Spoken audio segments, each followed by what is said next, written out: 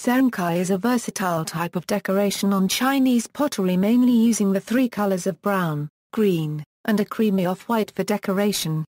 It is particularly associated with the Tang Dynasty.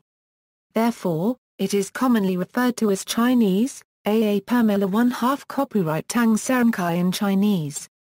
It uses lead-glazed earthenware, and was much easier and therefore cheaper to make than Chinese porcelain, and suitable for making large figures, if necessary, made up of several molded sections assembled after a first firing.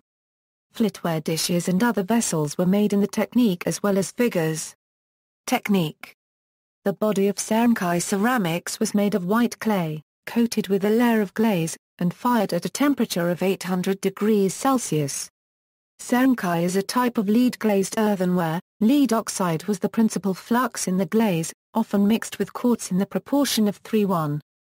The polychrome effect was obtained by using as coloring agents copper, iron, and less often manganese and cobalt.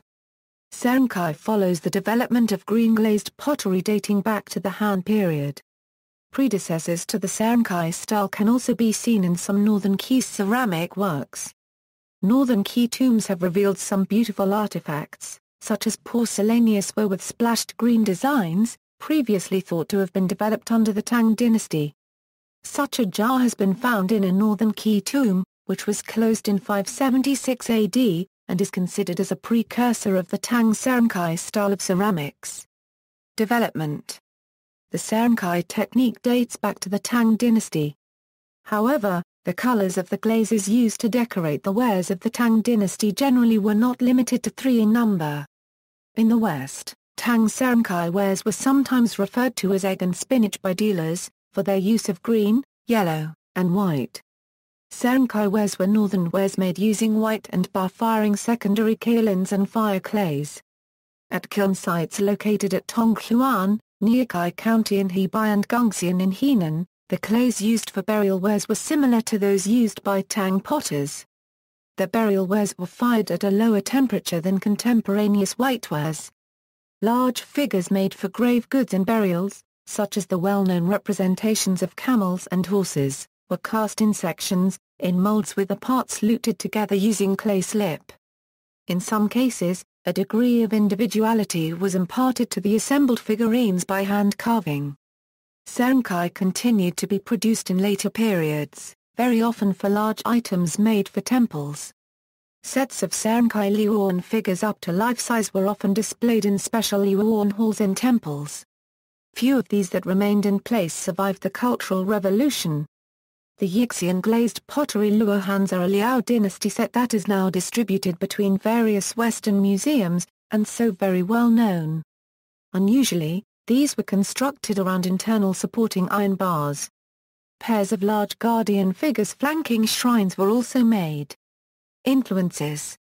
Sancai traveled along the Silk Road, to be later extensively used in Syrian, Cypriot, and then Italian pottery from the 13th to the middle of the 15th century. Sancai also became a popular style in Japanese and other East Asian ceramic arts. Modern reproduction trade. In the 1980s and early 1990s, reproductions of Tang Sancai pieces were sent by the Chinese government to foreign leaders as gifts, and became very popular within China. At one point there were more than 3,000 factories, mostly tiny and shabby, sprinkled around Dawang City, cradle of the craft. They churned out shoddy Tang-style Sancai pieces in vast numbers, until they began to undercut each other in a chaotic price war. With a glut in the market, many of their products ended up being hawked by street vendors.